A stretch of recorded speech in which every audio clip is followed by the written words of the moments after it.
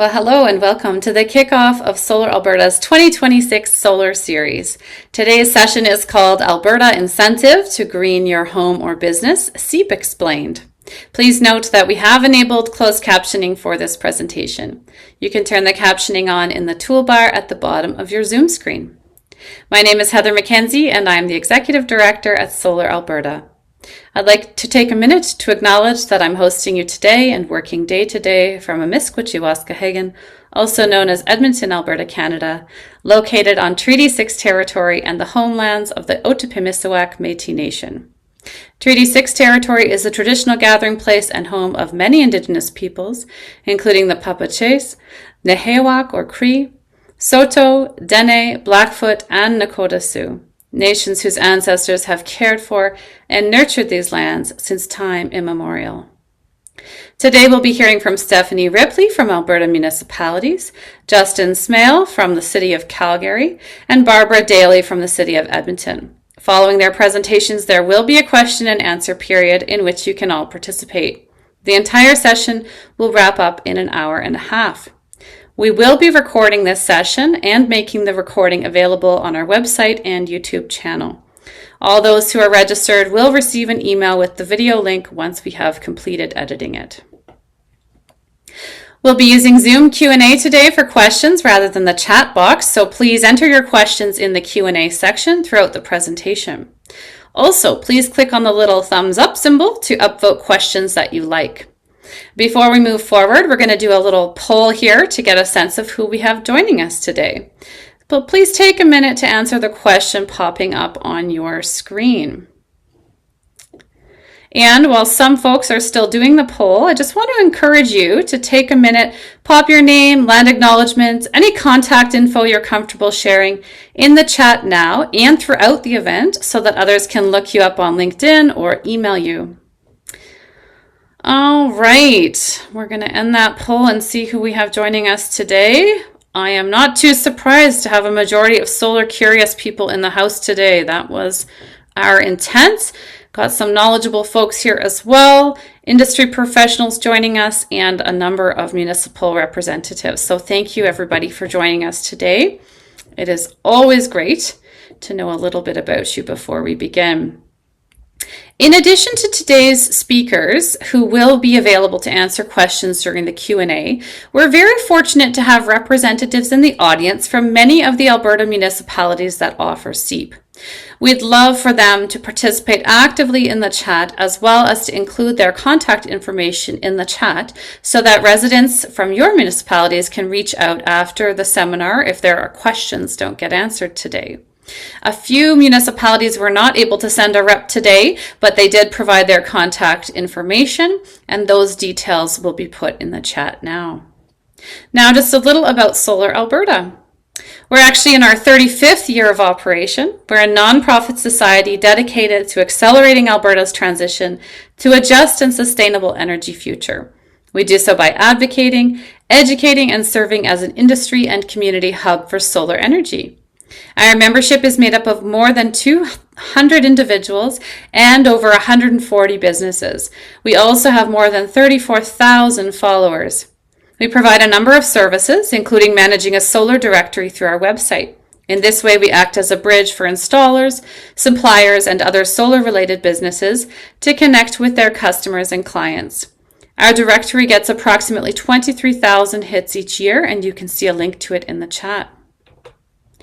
Throughout the year, we run our free public solar series webinars. On March 19th, we're also offering a free industry-oriented morning webinar called Solar Sales, How to Do Right by Your Customers. While this event is geared towards industry professionals, all are welcome to attend. And we're still looking for a sponsor for that event if you're interested. Registration is free and can be completed through the link in the chat. You can find free archived videos of all our previous Solar Series webinars on our YouTube channel. We also offer a number of classes for those in the solar industry and those transitioning into it. We've recently completed our live online training series and we'll be offering courses again next fall and winter. In the meantime, we have on-demand recordings for all our courses available for sale in the solar training videos section of our website. In addition to providing education about solar, we also advocate for it. We are currently rising up for renewables. We have free lawn signs available for pickup in 10 municipalities, and we offer free delivery in 8 municipalities around Alberta. We also have template letters for you to use on our website asking the Government of Alberta to eliminate the new discriminatory rules and regulations they have established for solar farms. You can click on the link in the chat to make a free sign order or find our template letters today. Solar Alberta's second annual golf tournament fundraiser will be held on June 8th, 2026 at the Inglewood Golf Club in Calgary. Tickets are available for individual golfers as well as at a discounted rate for foursome. In addition, new for this year, even if you're not a golfer, you can still attend the meal at the club. And we're also looking for a sponsor for this event, so more details and a link to register are available through the link in the chat. Lastly, if you're not already a Solar Alberta member, I just want to encourage you to join. Individual memberships are only $35 and can be purchased at the link in the chat. If you're looking to support the work we do in additional ways, please consider volunteering or donating. And on the topic of volunteering, we actually have 4 positions coming available on our board of directors. These positions will be filled at the May 6th AGM. If you're interested in becoming a part of our board, please use the link in the chat to apply by this Sunday, March 1st is the deadline. Lastly, I just want to take this opportunity to thank Kubi for sponsoring today's webinar. We couldn't offer all this amazing free content without the support of our sponsors. We're always interested in developing more partnerships for our events, so if you or your organization want to work with us to educate the public about solar or solar-related technologies, please don't hesitate to reach out. I'm now delighted to pass the mic over to Sean Miller from Kubi, who will say a few words about their company and then introduce our speakers for the day. Look forward to chatting with you all in the Q&A and turning that mic over to you now, Sean. Thanks for joining us.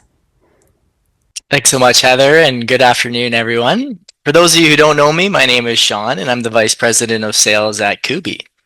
Kubi has been operating in Alberta since 2015. We're proudly Alberta owned and operated, and over the past 10 years, we've grown to become one of Western Canada's most established solar engineering, procurement, and construction companies. To date, we've installed thousands of residential and commercial solar systems across the province, everything from single-family homes to large commercial rooftops, farms, multi-family projects, and municipal installations. Our team is fully in-house, design, engineering, installation, and service, which allows us to maintain high-quality standards and long-term accountability for every project we complete. Our mission has always been simple: make solar straightforward, financially smart, and built to last in Alberta's climate. With many installers in today's market competing primarily on price, Kubi has remained committed to quality, long-term performance, and doing things the right way. We're always happy to support anyone on this call who's considering solar with a no obligation assessment and clear, transparent guidance throughout the process. We also believe the customer experience shouldn't stop at the installation. To our knowledge, Kubi is the only solar EPC in Alberta that is vertically integrated. So not only are we designing and installing systems, but we're also acting as a carbon aggregator through Carbon by Kubi division, where we can sell your carbon offsets on your behalf for additional value, and also offering the Solar Club electricity rates and competitive natural gas pricing through Utilities by Kubi division. These integrations allow us to create long-term value for homeowners while keeping the process simple and streamlined. With that, I'd like to pivot to one of the biggest barriers to adopting solar today, and that's no longer technology, it's access to capital for many people. And that's why programs like CEIP are so important. They allow homeowners and building owners to invest in energy upgrades with repayment structures that align with the long-term value of the asset. We as a company have seen firsthand how impactful this can be in accelerating adoption and helping people reach their climate and economic development goals. So today we're excited to sponsor this session alongside Solar Alberta and the CEIP teams to walk through how this program works, how it can be applied to solar projects, and what it means for homeowners. So with that, it's my pleasure to introduce our speakers today. Stephanie Ripley has a background in project management and operations in both the solar PV and technical theater industries and holds a BFA in theater design and technology from York University and a diploma in alternative energy technology from NAIT. She is also a certified energy manager in training through the Association of Energy Engineers. Through her current role as program manager for the Clean Energy Improvement Program with Alberta Municipalities, she supports communities working to reduce their community greenhouse gases by offering financing for energy efficiency and renewable energy projects. Alberta Municipalities is the program administrator for all municipal CEIP programs in Alberta. Stephanie lives in Treaty 6 territory in Edmonton, where she is an avid gardener and year-round bike commuter. Next, we'll have Justin Smale, who is a corporate environmental specialist with the City of Calgary, who focuses specifically on climate financing initiatives to reduce community energy consumption and greenhouse gas emissions. Justin has over 10 years of experience working on energy reduction in the government sector. He currently manages the City of Calgary's Clean Energy Improvement Program, which aims to reduce the financial barriers that homeowners face when implementing energy efficient and solar energy upgrades in their home. Lastly, but not least, we have Barbara Daly. She has been a program manager with the City of Edmonton since 2006. Some of her projects and initiatives with the City of Edmonton include the 311 Administrative Consolidation, City's IPCC 2017, Renewable Energy Task Force, Brownfield Redevelopment Grant Program, Energy Transition Climate Resiliency Advisory Committee to Council, Clean Energy Improvement Program. So prior to joining City Administration, Barbara provided project management services in the transportation, finance, information and technology, marketing, and telecommunication industries. She has a Bachelor of Arts, Economics. I will now pass the mic over to Stephanie Ripley to begin her presentation. Thanks so much. Thanks so much, Sean. All right, let me just get my screen shared here. Okay, so thanks so much. As mentioned, I'm Stephanie Ripley. I'm the program manager for the Clean Energy Improvement Program at Alberta Municipalities. What I'm going to deliver today, before Justin and Barbara get into the specifics of their municipal programs, is really a high-level overview of the program, where it's being offered in Alberta. So feel free to pop questions in the Q&A, and either if other folks know the answer, they can do that. Otherwise, we can answer them during the Q&A session. So a little bit about Alberta Municipalities. It's been mentioned a couple of times so far. For those of you who don't know, we are a not-for-profit association that's been serving communities in Alberta since 1905. We work with municipal leaders to advocate for solutions to municipal issues and support communities by providing services and helping them thrive to be more resilient. Alberta Municipalities is the program administrator for the Clean Energy Improvement Program in the province, so we work with all of the municipalities that are offering the program, and that's as designated by the Clean Energy Improvement Regulation from the province. So we partner, as I mentioned, with all of the municipalities across the province to offer their local programs. So now that you know who Alberta Municipalities is, we'll get a quick little overview of what the Clean Energy Improvement Program is in this video. Want to lower your utility bill? Invest in energy efficiency or renewable energy. The only question is, how do you finance it? Your municipality, and Alberta Municipalities, has got the answer with the Clean Energy Improvement Program. The Clean Energy Improvement Program gives residential and commercial property owners access to competitive long-term financing for a wide range of upgrades, like adding insulation, replacing furnaces and hot water heaters, upgrading doors and windows, or even adding solar. But the big benefit: you can get financing for up to 100% of project costs with no extra bill to worry about, because the payments are integrated into your property tax bill. That means that if you move before your upgrades are paid off, the cost stays with the property, not with you.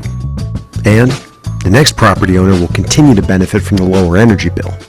Lower utility bills, an upgraded property, and jobs in your community. It's a different kind of financing for renovations that make a difference. Learn more about the Clean Energy Improvement Program at ceip.abmunis.ca. So a little bit more detail about the Clean Energy Improvement Program, or CEIP. I'll just shorten it going forward so it's a little bit easier to say. It's really not your average financing tool. It's specifically designed to increase the uptake of energy efficiency or energy efficient retrofits and renewable energy installations in the province. So through CEIP, property owners borrow funds from their municipality to pay for upgrades on their properties, and then they pay the money back over time through their municipal property tax bill. It's a proven tool that's been used successfully in many other jurisdictions in the United States and Canada, and it's been operating in Alberta since 2021, was when the first CEIP program launched in Rocky Mountain House.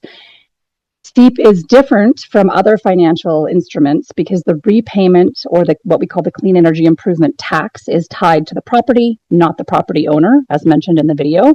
So that means when a property owner sells their building or their property, if they have a CEIP tax on the property, the new owner takes over the repayment and continues to benefit from the upgrades and the energy cost savings. Because of the way the repayment is structured, municipalities can offer a lower interest rate on repayment than many property owners can get through their bank or another lender. The other option too, at the time of repayment, if there is the option to pay the CEIP tax out at any time. So the options at time of sale are either repaying or transferring it to the next owner. So the third point here is CEIP is a municipal program. Municipalities choose whether they'll offer the program by passing a CEIP bylaw. So that's the first step that they need to do. And then they work with Alberta municipalities to design and develop their program before it launches and opens up to applications. Each municipality has a slightly different program, but the government of Alberta's CEIP legislation guides all of them. So there's the overarching legislation and then each individual municipal bylaw for each municipality that's offering the program.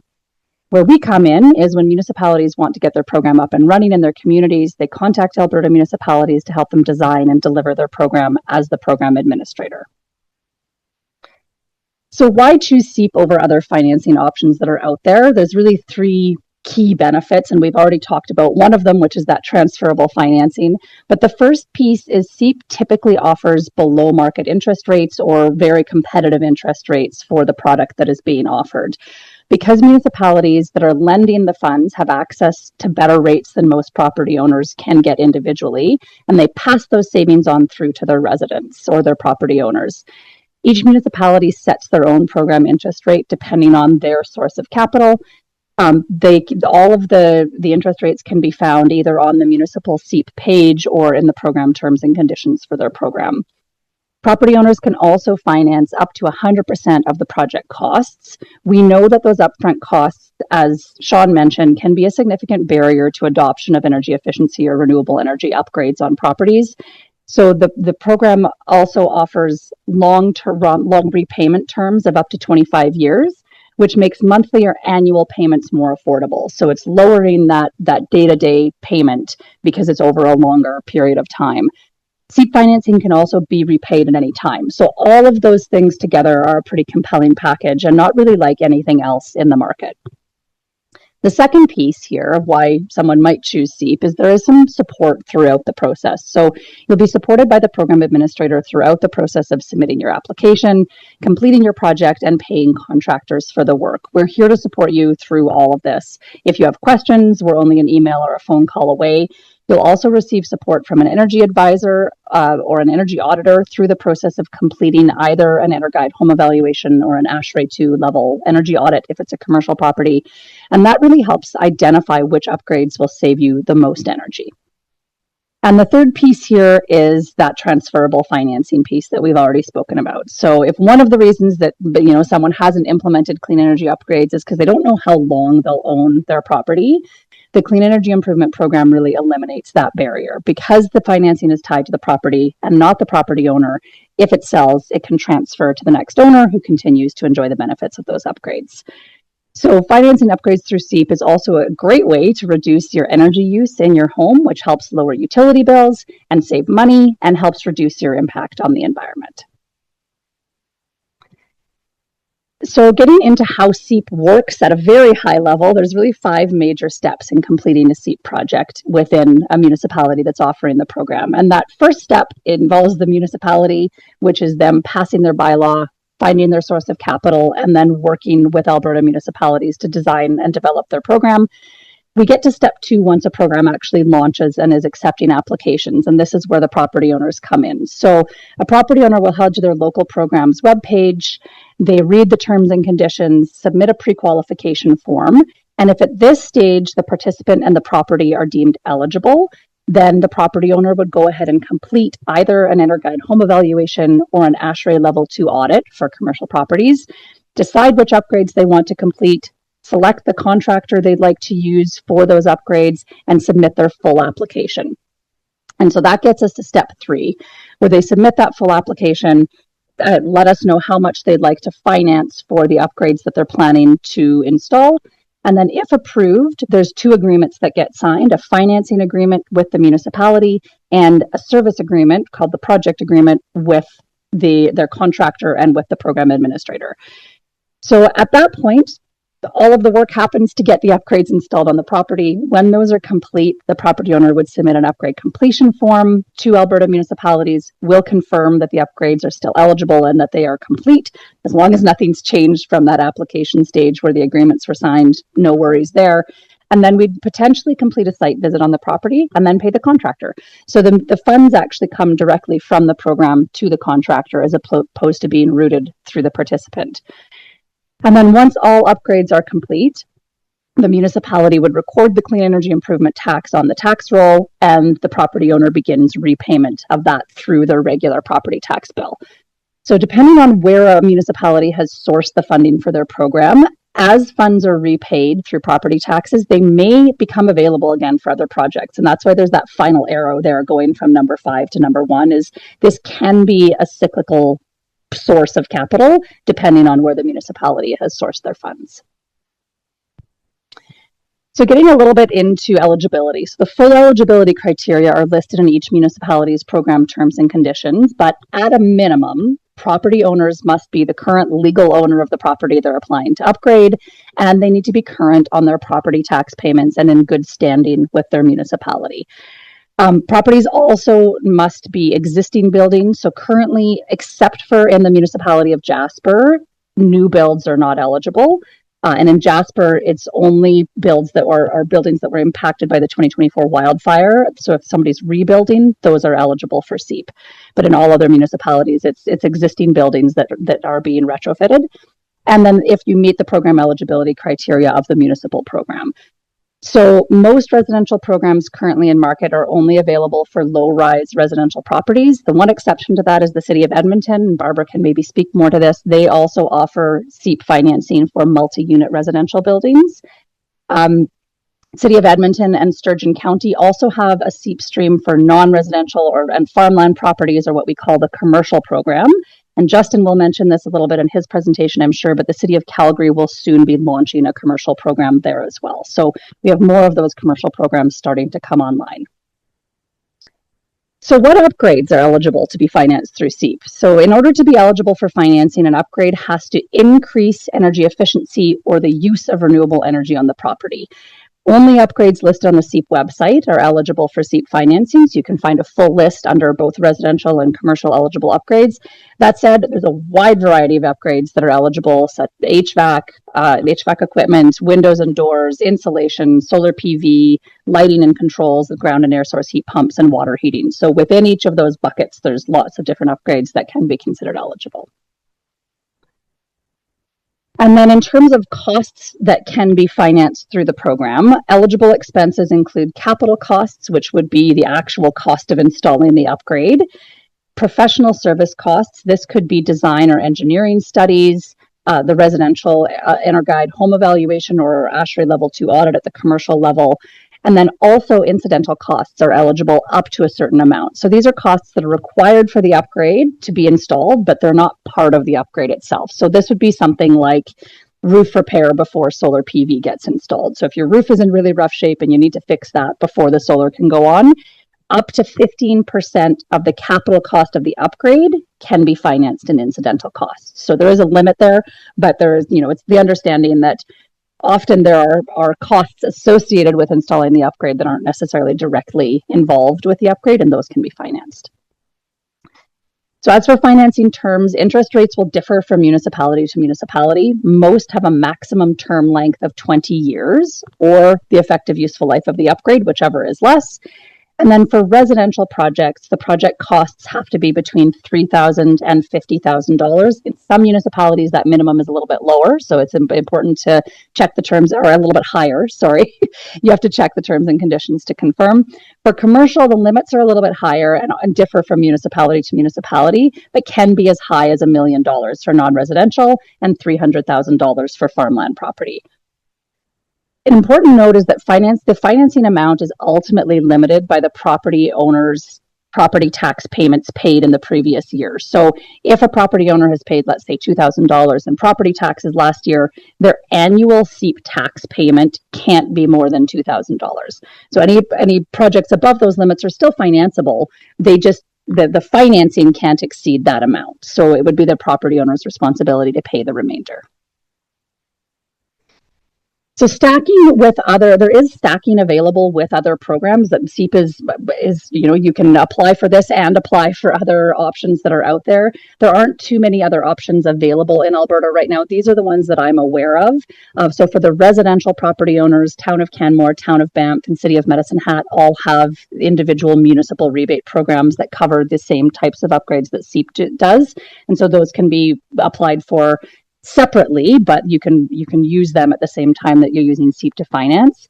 And then on the commercial side of things, the federal government offers a couple of incentives for commercial property owners for this type of upgrade, and that's the Clean Technology Investment Tax Credit and the Accelerated Capital Cost Allowance. So both of those are available for commercial properties. Now, CEIP will allow you to participate in all of these other programs. It's important to double check that those programs also are okay with you participating in CEIP at the same time. The residential ones, I know all of those are eligible.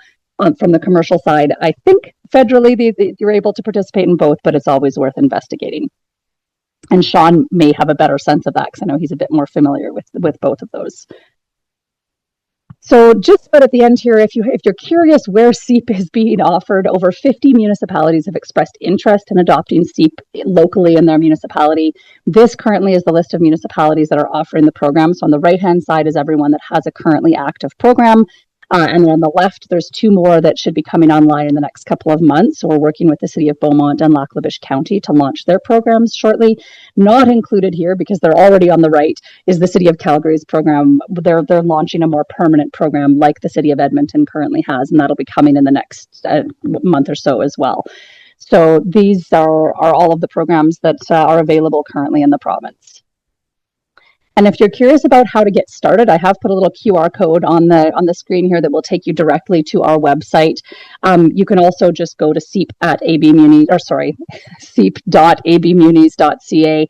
That will get you to the main CEIP page, and from there you can be directed to your individual municipalities page to get more information on their program. This is also where the pre-qualification form is housed. So if you've already read all the information, you know the terms and conditions for your program, and you're ready to apply, you can find that information on our page as well. So I am now going to pass things over to Justin Smale from the City of Calgary to talk a little bit more about Calgary's Clean Energy Improvement Program specifically. Thank you, folks, for attending. My name is Justin Smale. I'm a corporate environmental specialist at the City of Calgary. And my main gig is running the clean energy improvement programs within the city here. And I'd also like to thank Stephanie for such a great overview of how CEIP works, because it really took about 95% of my elevator pitch about CEIP out. And I'm just going to talk about what we've seen at the City of Calgary so far. So when we talk about CEIP, the way we think about it is we want to provide that flexible mechanism that homeowners or property owners can use to install energy efficiency or renewable energy upgrades on their properties. And we want to do this to remove a lot of the barriers that property owners are currently facing in getting those upgrades installed. Why we're doing it specifically is we have a few documents or policies that have guided us to this point. We have a climate strategy and a climate implementation plan that envision how we as the City of Calgary will get to that point of being a net zero city. And CEIP is a part of that because, as we know, buildings and homes take a lot of energy and are a large chunk of the greenhouse gas emissions emitted on a community-wide level for the City of Calgary. And what we've seen so far in having this program in market is we do see, and we expect to continue seeing, reduced greenhouse gas emissions and reduced energy use, which you can also flip around as the benefit of increasing affordability for property owners in Calgary. And we know that we're doing this at this point because of the EnerGuide evaluation process. So when you get that EnerGuide evaluation at the start of your project, and then you get another one at the end, we get a really nice delta.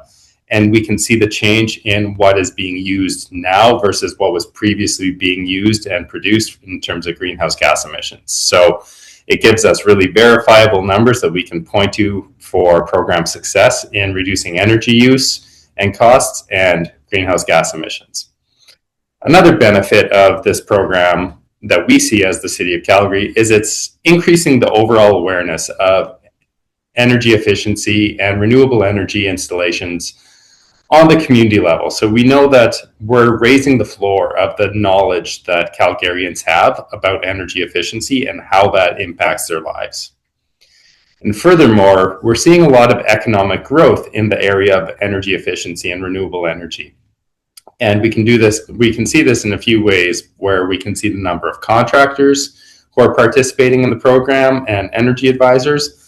But we've also been able to really track this by looking at participant surveys who have completed CEIP projects, where we ask them if they would have done these upgrades without this program. And a large number of them, about half of them, have said that they would not have done the upgrades they completed, or would not have done as many upgrades as they completed without this program. So with that bit of knowledge, we can directly point to CEIP providing an influx in financing and funding to these sectors of energy efficiency and renewable energy that otherwise would not have likely been spent by Calgarians. And then some small co-benefits that we see from this are things like improved comfort of homes and properties, where increased air quality is also beneficial when we're looking at building envelopes and those kind of upgrades. And to briefly get into the results that we've seen to date. So we launched our program in January of 2023. We weren't sure what kind of appetite Calgarians would have for the program at launch. So we were thinking it would take maybe a week or two to fill up all of our available spaces. And at that point, we were thinking probably 150. But we had an influx of Calgarians get through the door, and we oversubscribed that intake within about half an hour of launch. And that has been a pattern we've seen every intake we've opened so far, that we're the Taylor Swift concert tickets of renewable and energy efficiency, where every time we open an intake, all of our available spots are filled within half an hour. So it's an extremely popular program with Calgarians. And that's translated into close to 500 projects being approved so far. And when we refer to projects, we refer to individual homeowners that have signed up and gotten into a clean energy improvement agreement with the city. We have a few different requirements than someone like Edmonton will, and Barb will talk about that, I'm sure. We don't have a minimum number of projects that need to be done. So if any Calgarian wants to come through the door and wants to do one project, that's fine. If they want to do 6 projects, also fine. We'll find a way to make it work. But the average we've seen so far is about 2 upgrades per project. And so far, it's accounted for almost all of our initial funding. We did another intake on February 17th, so last week. And with that intake, we will completely have exhausted the $15 million in funding that we launched the program with. And of those close to 500 projects, we've seen Calgarians complete over 400 of them. So we have about 100 still out in the ether and a few more with our last intake. But we're getting close to wrapping up the first stage of our program. And we've seen some pretty good results with it too. where we're close to 1,200 gigajoules of energy saved on a yearly basis and reduced about 1,200 tons of CO2 emissions. If we get to the point of this presentation and think about solar specifically, solar is our second most popular upgrade that we see financed through CEIP through our CEIP program. The most popular so far is windows, but solar comes in right after that. The average cost of the systems we see is about $26,000. And if you look at the total chunk of our financing that we have put towards solar, $4.1 million so far of our $15 million in financing has gone to solar installations in Calgary. And that results in about a $450 per year reduction in energy costs for the homeowners who have installed these, which we're pretty happy with. And just talking about some brief or high-level overviews of what we've seen in our program so far, you can see the top line in both success and challenges is we have extremely high interest in our program. So it's very good for us to be able to go to council and to Calgarians and show what a successful program this is. The flip side of that is we want to find ways to accommodate more Calgarians and make sure that participation is across the city and not just specific sets or demographics of our population. So we're working on ways to address that. Other challenges that we've seen so far is just some of the provincial regulations that flow from the documents that really control the programs could use a little improvement. So we're working with our good program administrator, Alberta Municipalities, to try to address that with the province and make this CEIP tool a more effective thing for residents and businesses or commercial entities moving forward by adapting that legislation to what the market really needs. But the successes are so easy for us to talk about that, again, we have so many people interested in it. We have very verifiable energy savings and greenhouse gas reductions, and we've had nothing but great support from Calgarians on this program. And that leads into moving forward. So I mentioned how we are almost through our initial $15 million in financing that we're giving out through CEIP loans. And we are at the point now where we are launching our next iteration of the program. So we've gone out, we've secured financing from external markets, and we will be back in market with that financing on March 24th, where we launch our commercial program. And we've seen a lot of interest from the commercial building sector. And on March 31st, we will be back in market with another intake for the residential CEIP program. And we're really excited about both of those things. But that is all of my presentation. So with that, I will pass it over to Barb, who can talk about all the good things that are being done north of us in Edmonton. Hello, everybody. My name is Barbara Daly, and I'm with the City of Edmonton, and we've had our program in market for about 4 years. And it's exciting to go first, but it can also be challenging to go first and work some bugs out of a program that then can benefit other organizations, other municipalities. So Stephanie and Justin did all the heavy lifting. I'm just going to talk about some specifics to the City of Edmonton program. Hopefully that's useful to those of you living in the city or offering services in the city. So we know all about the 100% financing, and that's a benefit for contractors, and the 15% value of upgrades for incidentals, and the contractor support that Alberta Municipalities through Shannon Gilbus and her colleagues offer to contractors as they work through this program in Edmonton and other municipalities. Shannon covers the province. The benefits for building owners, I think we've also touched on too. So it's upfront financing for their upgrades, long-term repayment of 20 years, a fixed interest rate for 20 years. Good luck getting that sort of agreement from a traditional bank. That's something that the City of Edmonton or other cities have the influence, the heft, or whatever to line up. So that's where the competitive angle of those interest rates come in. And then down at the bottom, financing is tied to the property. We already know that as well. So thanks to my colleagues. City of Edmonton, as I mentioned, has been in market for about 4 years. We launched both residential and a non-residential within a few months of each other. We're kind of using the terms commercial and non-residential interchangeably, but non-residential is the all-encompassing total, because a number of our applicant or non-residential projects have been churches, for example. So that's not commercial. And if you're driving around the city, you'll see some pretty beautiful south-facing rooftops on churches, and prime for solar. And a number of our building owners and solar contractors have taken advantage of that. When council passed the permanent CEIP bylaw about 2 years ago, they at the same time committed to $20 million in financing that would get us into about 2028, expecting about $5 million out the door every year. As of right now, we have 261 combined res and non-res active and completed projects, and the value of those is $12.5 million. So we've got lots of funding to get us to 2028. We also have direction from council that when we reach the $16 million, the $16 million committed target, that we need to alert them so that they can make a decision about extending that financing, increasing that financing or not. So want this to be a program in market perpetually, or to shut down with lots of notice for contractors and property owners to know. One of the disadvantages of programs that come and go is that, they can be fully subscribed. Someone gets excited about applying and they can't get in, the door's closed for this gate.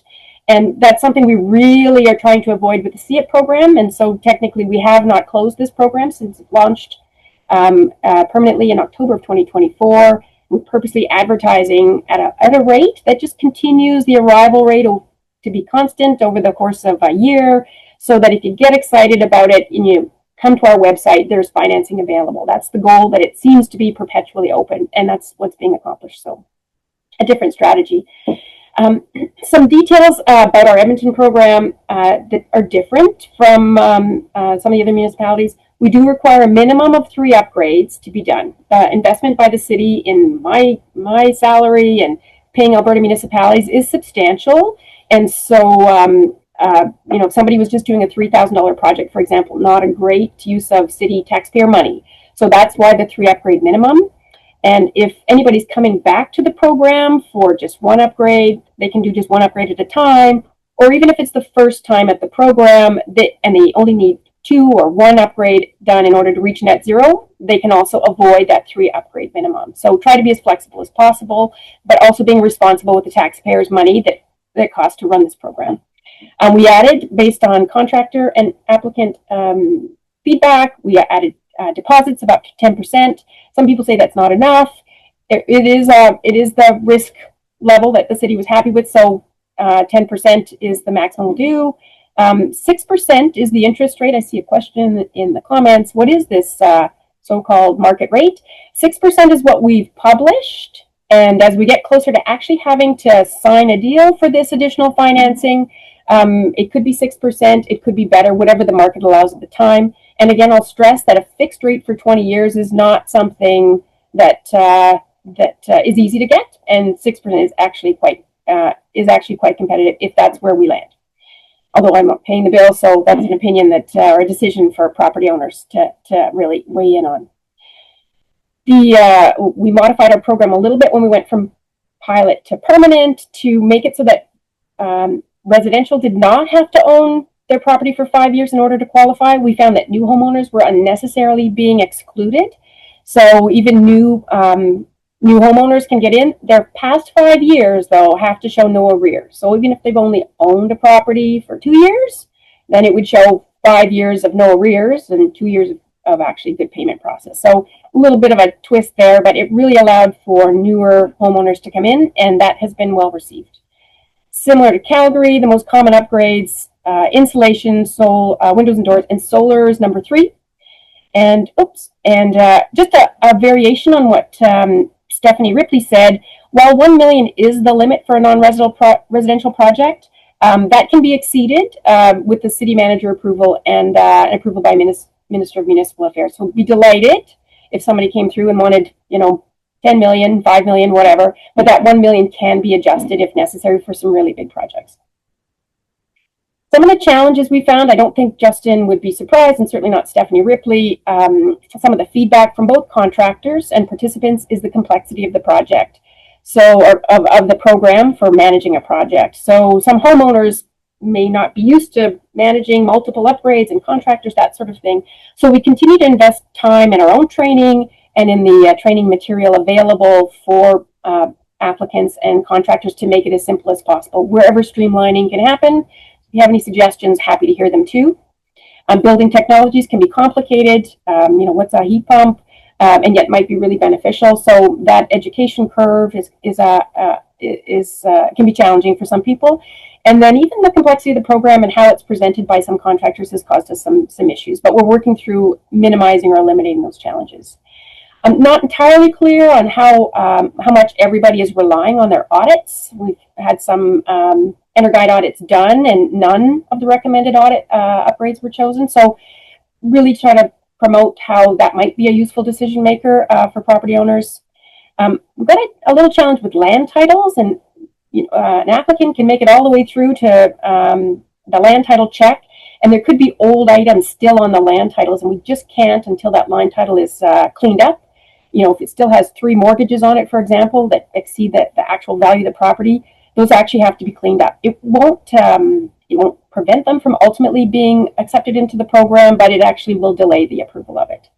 And then for deep retrofits, that CEIP maximum, especially for residential at 50K, is just not enough. And in particular, many of the homes in Edmonton would benefit from an exterior wrap. And the way that it's detailed in our eligible upgrades really means that much of that exterior wrap would not be financed. So we're really working hard to find a way to make more of that happen.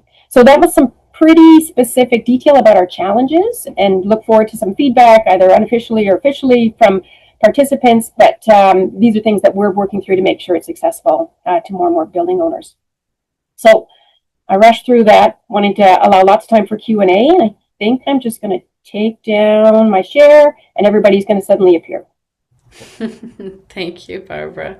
Yes, please come back on screen, Justin and Stephanie, so that we can begin our Q&A. Just a reminder to everyone, and I see there are already people participating in the Q&A. We are not able to monitor the chat and the Q&A during this time, so you need to put your questions in the Q&A, and we will not have time to do all the questions, so I need you all to upvote questions that you like, and make sure that you are clicking the little thumbs up symbol if there's a question that you want to make sure we get to today. So thank you for your presentation. It's great to get an update on the program. I think last time when we heard from you, Stephanie, most of the loans were up to like 20 years. So 25 years is good to know. So it's possible. Are many municipalities doing 25 years? Yeah, so the legislation sets the maximum at 25 years, but depending on the municipality's source of capital, which is where that 20-year cap is coming in a lot of places. So 20 years is typically still the maximum for most municipalities with programs in market, but there are some, when they're changing their source of capital, are able to expand it to 25 years. Oh, I but see. It's always going to be in the terms and conditions for the program, so worth double checking there. Yeah, that's really helpful to know. All right, Mike has a question here. We had an inspection done for the federal loan, which we used for other energy improvements. Would that inspection be able to be used for the CEIP application? Who wants to start with that one? Are you two okay if I jump in there? Okay. So it really would depend on whether or not you've completed upgrades since you had that first energy evaluation done. So from your question, I think probably what's happened is you had an EnerGuide pre-evaluation done, you completed some upgrades for greener homes, you had a post evaluation done. You can actually reach out to your energy advisor who completed both of those evaluations for you and ask them to convert your post-project evaluation into a new pre-project evaluation without them having to come to your home again. So it's a little more affordable, but we do need a new pre-evaluation so that we're starting with that existing baseline, because then we have to do a post again. And the EnerCan system, the way it's set up, you can't do a post from a post. So you have to get that new pre-evaluation done, but you can use your current post and get it converted to a pre at a lower cost typically. So worth reaching out to your energy advisor and getting them to confirm whether they can do that for you. Okay, very helpful. Thank you. Now, I should also clarify, if you've had an EnerGuide evaluation done and you haven't done any upgrades, You can absolutely just use that evaluation when you're applying for CEIP, but it's just that clarity on have you actually completed upgrades since your pre-project evaluation was done. Yeah, on that note, though, I imagine there is a timeline. So if it's like really old, probably. It just has to be a version 5, which is any time after, now I'm going to test my memory, April 1st of 2020, I think it was, or 2021. So as long as no upgrades have been done since that pre-evaluation was done, you can still use it. Okay, yeah. So it could be 5 years old. That's good to know. Okay, Merdad is asking, for non-residential properties, are the loans obtained by the tenant or the landlord? And maybe we'll go to you, Barbara, since you've been doing the non-residential properties quite a bit. Yeah, it's the property owner that needs to make that decision. Whoever is responsible for that property tax bill gets to make the decision. We've seen tenants have some influence and point building owners in the direction of this program, but the decision making is the building owner. Yeah, and I suppose in terms of kind of helping them jump through the hoops, tenants could be helpful that way too. If the landlord needs some support figuring out how to navigate, then tenants could be maybe supportive of them, but that's good to know. Okay, we've got Gita here. Justin, what do you attribute the very high uptake in Calgary to? And will you be offering a rebate in your upcoming launch of commercial and residential? I would be delighted to hear that, but I'm pretty sure the Calgary Council just cut all of the funding available for rebate programs in Calgary. So I'm pretty sure that's going to be a big no. But maybe you could answer that for us here today. Yeah, we aren't offering a rebate for commercial or residential CEIP moving forward. However, we will be offering a subsidy for the administrative costs for the program. So costs that you previously or otherwise would have had to pay to the program administrator or to the City of Calgary for administrative fees, we are covering those. So we aren't giving incentive to reduce the cost of your upgrade, but we are working to reduce the administrative costs of the program. Mm-hmm. Okay, thanks for that. Yeah, we were all getting very excited because we saw an RFP went out for a sort of something equivalent to Edmonton's multifamily home rebate solar program. It looked like Calgary was maybe going to head in that direction, but alas, the funding cuts have killed all pilots. So we were really relieved to see that they didn't kill the CEIP program, though. And I think I would have cried a lot more in the fall if they'd killed both your programs at once. But anyway, so thank goodness you still exist. And that could have really thrown a glitch into our webinar planning, too, if they took CEIP down. But yeah.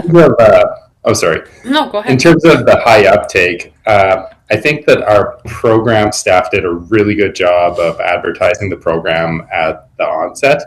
And like Barb mentioned, how they have different requirements. One thing that might be driving our program participation up higher is having just no upgrade minimum. So if someone does want to install just one upgrade in our program, we are happy to do that. But we also salute Edmonton for making the effort to go deeper in their programs, because it gives us a really nice comparable to look at about what we want to do moving forward, and puts a different flavor of program out there as well.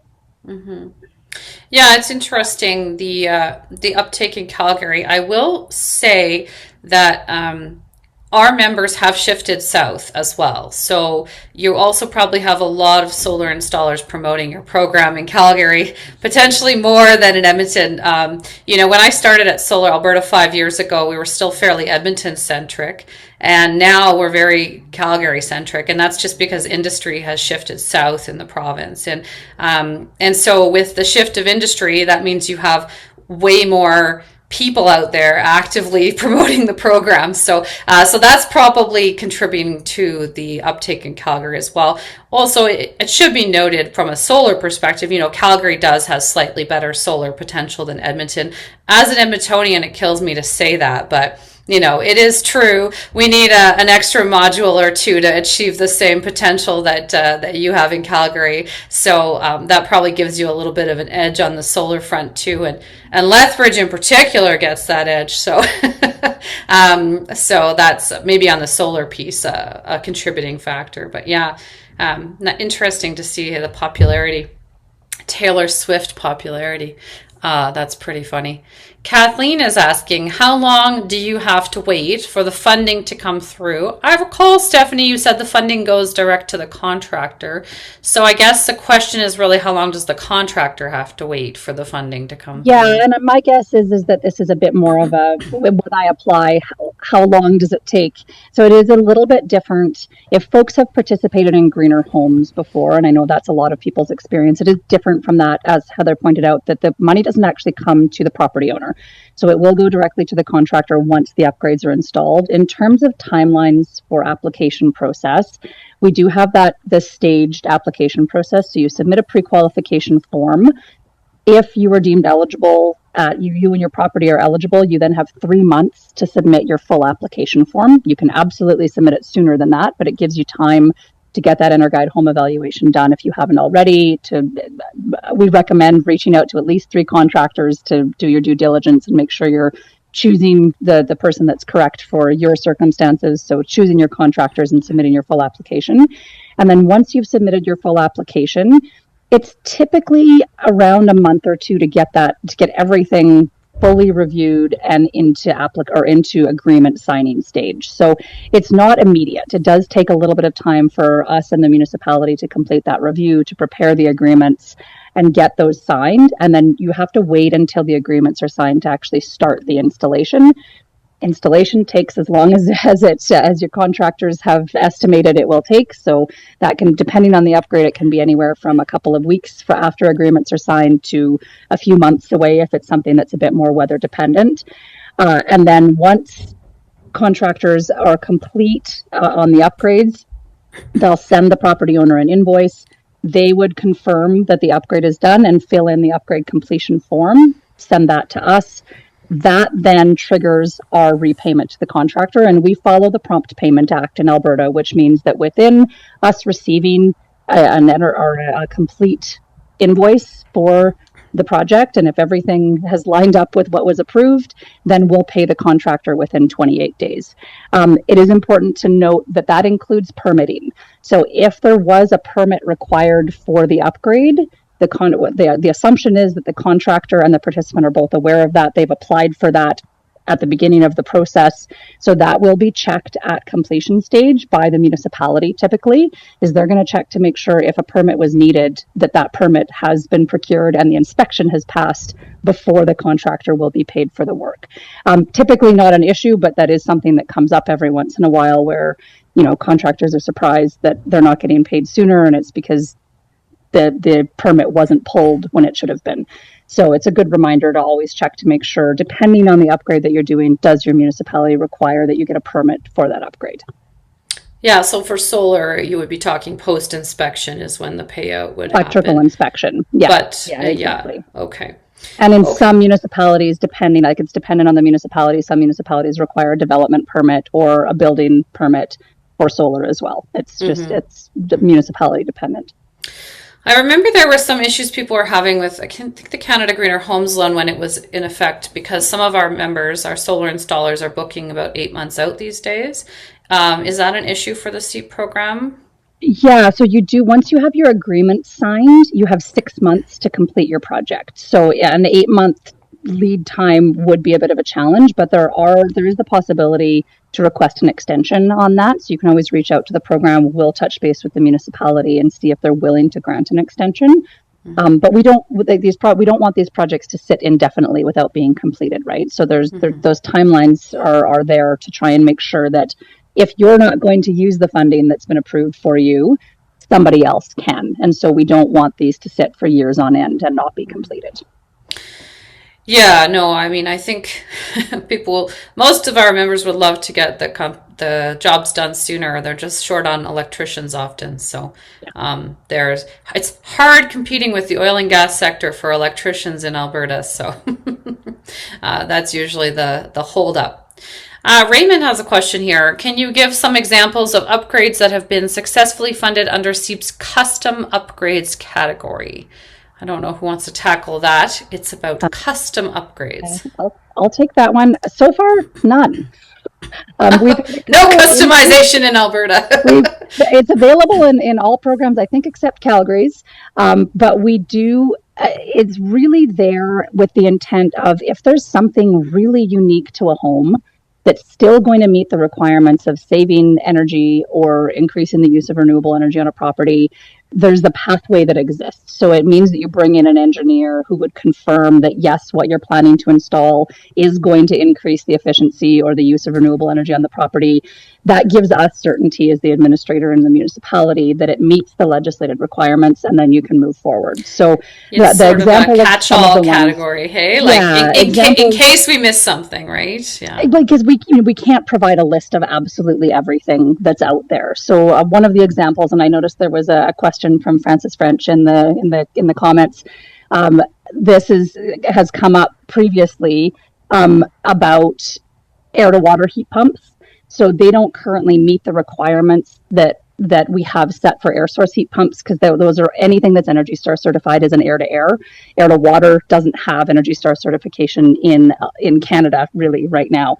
And so that is something that could go through a custom upgrade pathway, right? Is that if it can be confirmed by an engineer that it will actually meet the requirement of saving energy, then it could be financed through the program.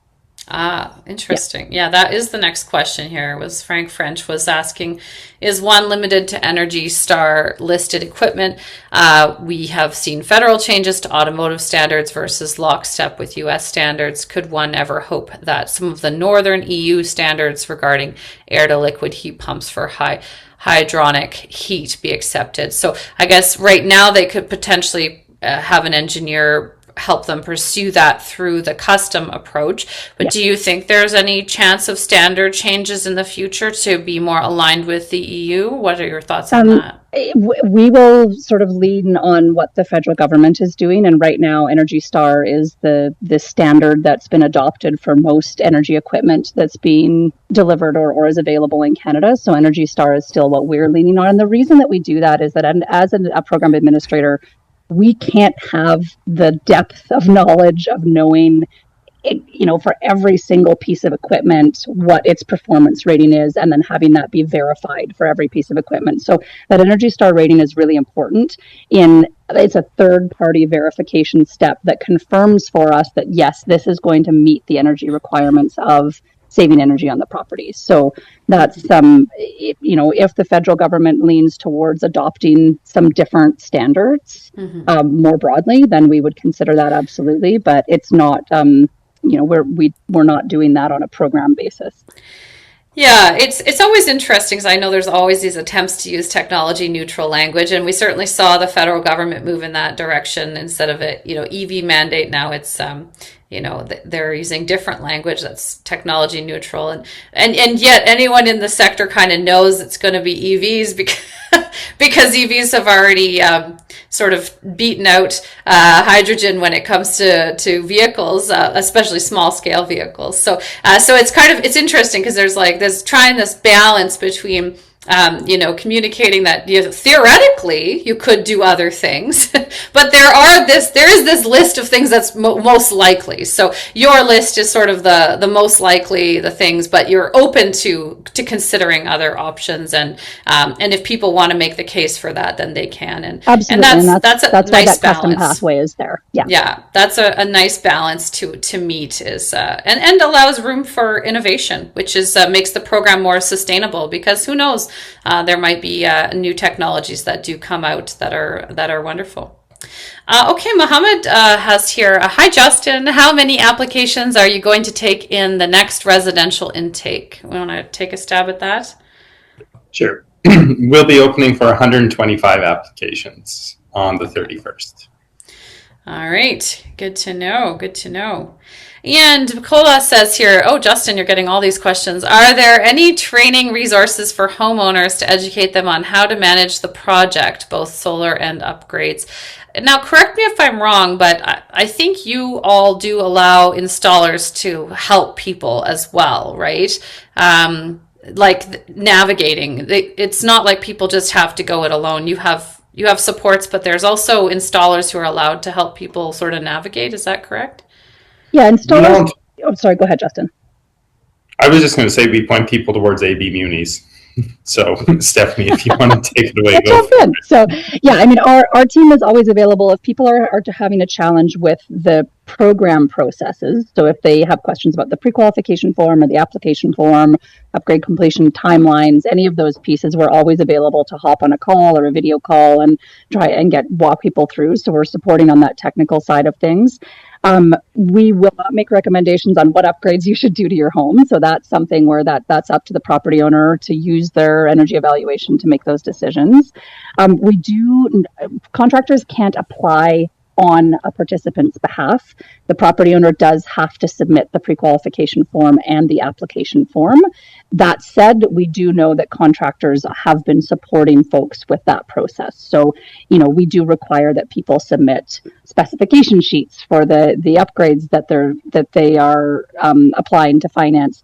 We know that most people aren't going to have access to that. So they're going to need to have conversations with their contractor to say, hey, can you send me this required document?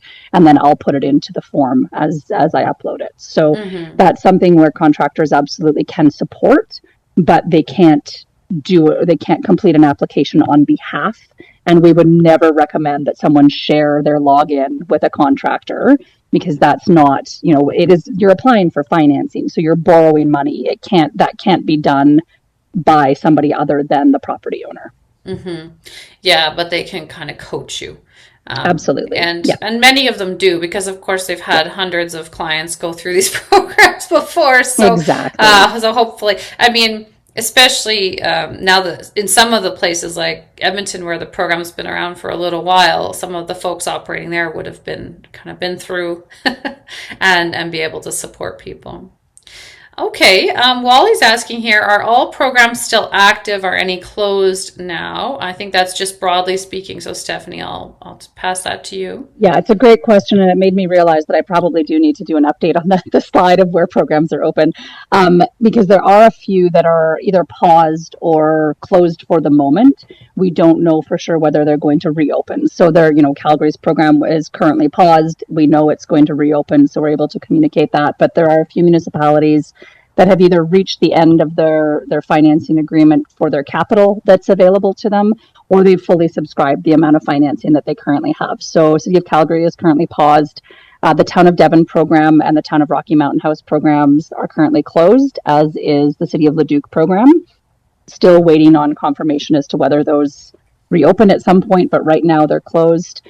City of Grand Prairie is paused, so they will be reopening a little bit later this year for another intake, but they were fully subscribed, and now we've got some more funding available. City of Lethbridge is in the same boat, and as is City of Spruce Grove. Spruce Grove and Grand Prairie are paused. Lethbridge is waitlisting, as is Strathcona County. So there's a few different statuses there where you're still able to submit a pre-qualification, but you'll be placed on a wait list in those two municipalities. And then if funding becomes available, you would be the next application to come through. But typically the way that the programs work is we'll go to a wait list, and then once there really isn't any more funding available, we would pause the program and then potentially reopen later. But there's a few different sort of iterations of program availability. Yeah, interesting. Peter asks here, are folks aware of any additional residential incentives, maybe federal, that are potentially coming this year? I think the City of Edmonton may have had a job posting out for a program that might eventually exist at some point. But I don't get my hopes up anymore ever since the RFP went out from Calgary. I believe it when I see it now, but I hadn't heard of too many other residential, especially federal. It doesn't seem the federal government's going to head in that direction anytime soon. Have you heard anything about federal residential incentives or provincial? Nothing confirmed. Nothing confirmed. I mean, assuming you mean by incentives, rebates. I would consider the CEIP program an incentive, by the way. Like, I think, we had this debate when we were deciding what to call this session, because, with the absence of a provincial rebate, but I said, well, this is an incentive program, and so we will call it an incentive program. It's just that incentive programs look a little different these days, and they often look like low interest loans instead of rebates. So I think people will probably have to get used to that new normal, where the new normal incentive is becoming the low interest loan and the anomaly is becoming the rebate, and that's a bit different than in the past, and so that's a bit of a culture shift for folks. But I also see that as much more sustainable, right? Because programs like CEIP that are not rebate programs are often less finite than a rebate program might be. At least that's my hope. Although acknowledging that Stephanie just said that some programs are closing or closed, my hope would be that they just source new financing and carry on, and eventually that the folks who have done the upgrades will pay back the amount, and then the money could be in circulation again, right, for new homeowners. So yeah, I don't know about you, but when they put in place the investor tax credit for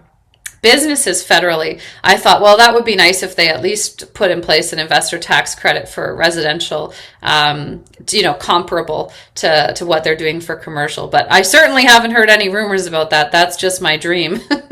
Something we're advocating for sure. All right, let's see here. We've got some other good questions coming up. This is the same question, so I won't answer that twice. No, there's no talk of grants, federal or provincial these days. Shriram says, if you decide to sell the house, is additional CEIP loan payment via tax not a deterrent to the buyer? I think that we had that question last year, and I'll maybe put that. Yes, Justin, I see you've gone you're off mute, so maybe I'll put it to you first. But have you seen folks having to deal with that? Sure. So yeah, I unmuted because we've seen more than a handful of properties now be sold that had a clean energy improvement loan attached to them. And what I can say is that it's been a mixed bag of what those sellers have done so far.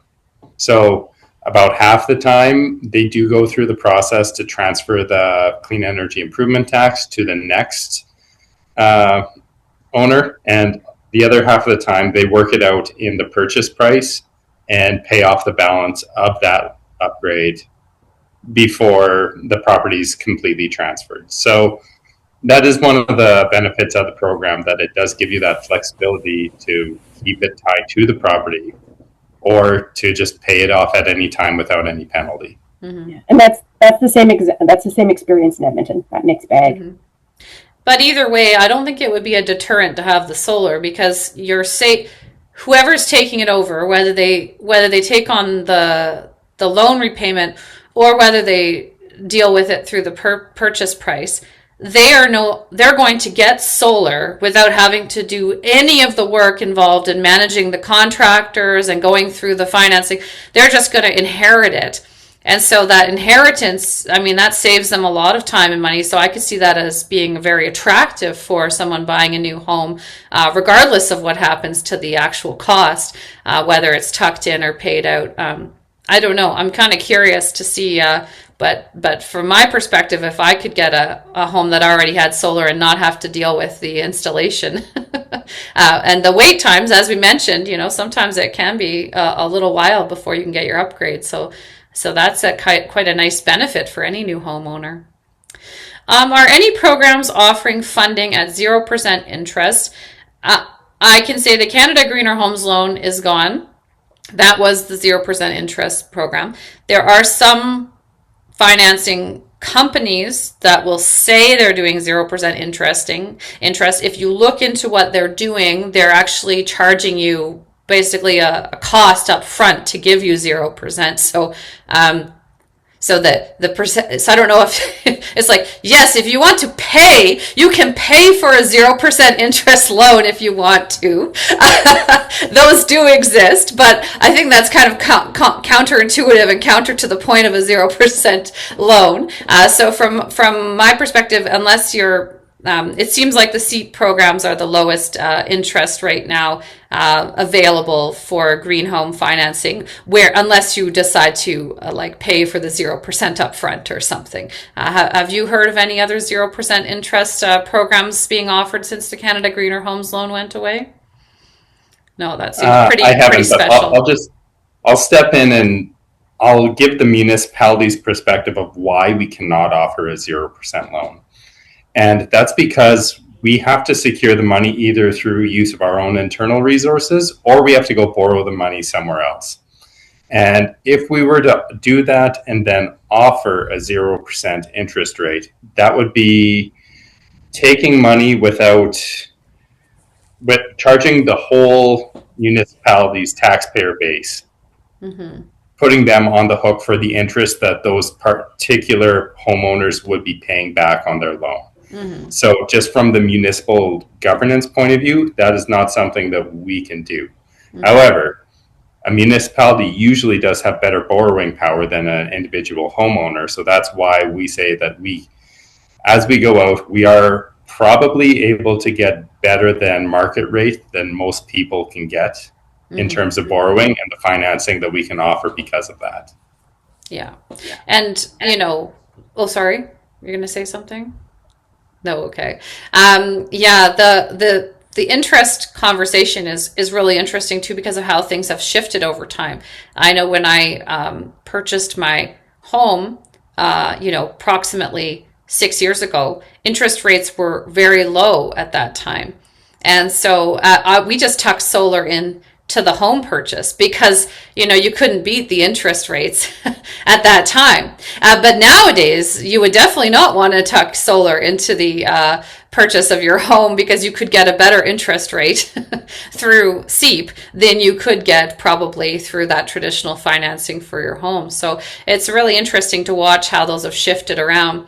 I also remember when we purchased our car a little while ago, we were given a 0% interest option, and that I don't think exists anymore either. So things have really changed in terms of interest rates in the last 5-6 years, and it seems like your rates are quite competitive. So, all right. Raymond here, you've said the funding can be cyclical as it's paid back. Okay, I did say that, yeah.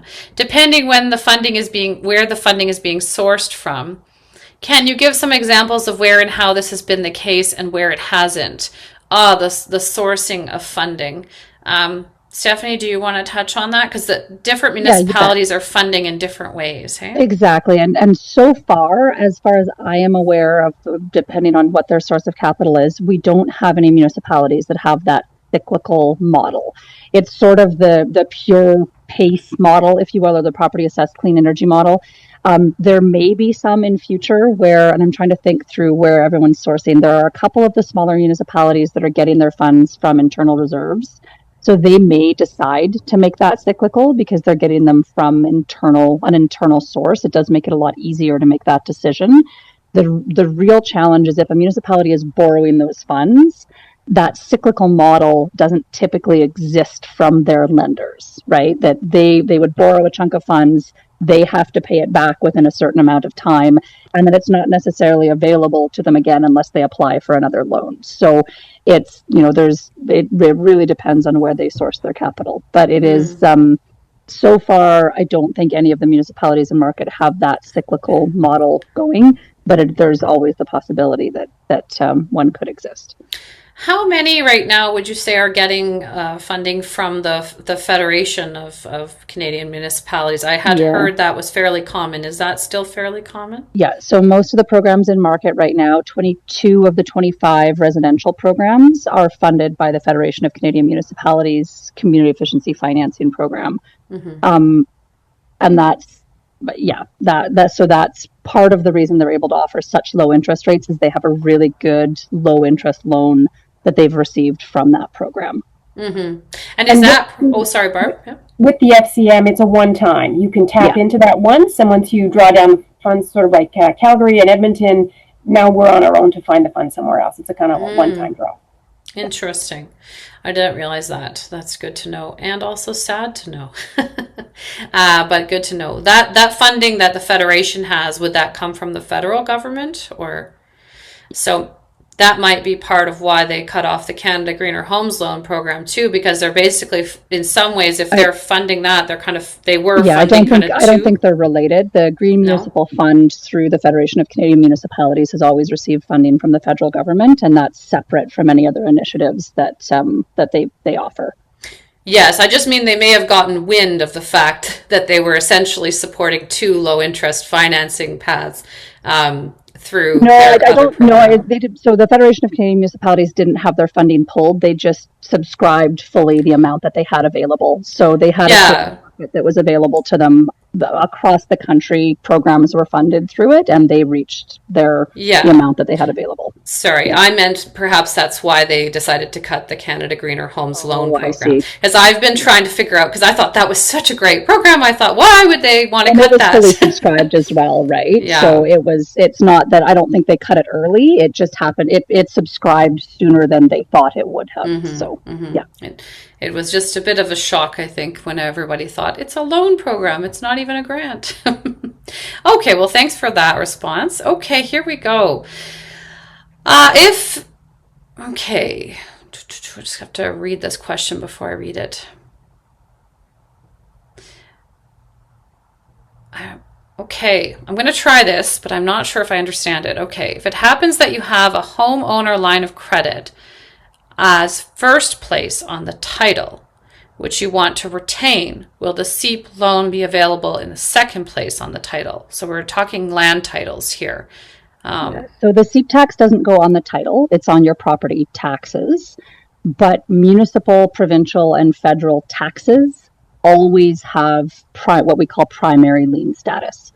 So what that means is that if somebody doesn't pay their taxes and they go into a tax default and the property goes to tax sale, the governments will always get paid out first for any amounts owing to them, and any other financial interest in the property will get paid out second. So something like a home equity line of credit from the bank or a mortgage would have secondary lien status as compared to government taxes. And CEIP is technically, the way it's structured, it's a government tax, so it always has primary lien status. Interesting. Okay, interesting. Yeah, but there are no. Rocky Mountain House was doing it, but I don't. As far as I'm aware, no other municipalities are registering the CEIP tax on title, so it won't appear on your land title. Okay, thanks for clarifying. Chris is here, and he says, "Are there statistics on the success of CEIP payment transfer?" I think that's what you were chatting about earlier, Justin. So I think we have answered Chris's question. So there we go. Good job, everybody. We are making progress here. What is the price of the EnerGuide evaluation currently, and can it be financed under CEIP? Who wants to take a stab at that one? Great question. Pricing varies by municipality and whether or not there are energy advisors available in your municipality. So if you don't have, sometimes if they have to travel a distance to come to you, there would be an extra fee. But I'd say on average, what we're seeing is for the pre-project evaluation, it's anywhere between $450 and $700. So it does vary. For the post-project evaluation, those are usually lower, and they're typically around $250 to $300 or $400 depending. So all told, in and around on average $1,000 for the whole thing. It can be financed through the program. So it does need to be paid for upfront by the property owner, but then you can apply when you're submitting your application, you can request to add that to your financing, which would mean that when all of your upgrades are complete and you submit that post-project evaluation, you would get a reimbursement from the program that gets added to your CEIP tax. And in that case, it would go to you instead of the contractor. Correct. Yeah. Okay. Yeah, that's good to know. All right. If a homeowner is looking to just do solar under the Edmonton program, are they required to get 2 other upgrades as well? And my understanding is yes, unless they're going net zero, Barbara. Or unless they're returning to the program. They can do one at a time when they return to the program. I should say the solar contractors have been very clever in finding 2 other eligible and impactful but not expensive upgrades to meet that 3 where net zero isn't in the picture. So lighting fixtures, typically lighting controls, would do the second and third in a 3 upgrade requirement. And sorry, Stephanie. Oh, sorry, I'm just going to jump in there and add on the net zero explanation, because I know this has been a little bit, there's been some confusion around what net zero means. So it's not electrically net zero. It is whole home net zero that needs to be reached in order to only be able to do 1 or less than 3 upgrades in Edmonton. So that means that the generation from your renewable energy source you have to generate enough electricity that would offset the entire home's usage, heating and electricity. So if you're looking at your energy evaluation, it's going to give you a score of gigajoules per year of your home. You have to offset that full amount, not just the amount of electricity you use. So the microgen regulation in Alberta doesn't allow you to size your system to generate more than the amount of electricity you consume in a year. That's different than getting to net zero, which would mean the electricity you're generating actually offsets every bit of energy you're using in your home. But what you're saying is it's not possible within the microgeneration regulation. It is possible if you reduce your energy use enough in your home.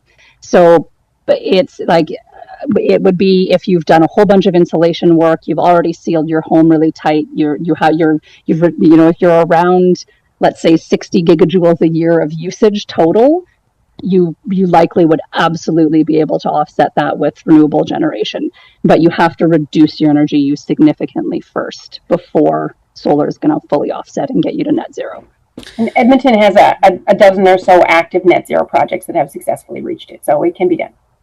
Oh, it can, for sure. Yeah, the issue we're seeing coming up is just the size of the roof becomes the barrier. And some people just have smaller homes than others. And so they're not able to, especially in a row home or a townhome scenario, they don't have that same opportunity that the larger roofed people would.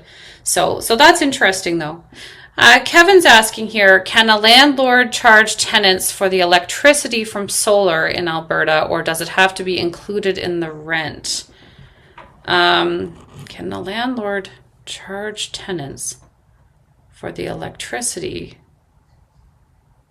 I don't know that I quite understand that question, but I guess what I would ask to you folks is, in this program, it is possible for property owners to adopt solar or do other upgrades on a property that they are renting out, which is different from the Canada Greener Homes program.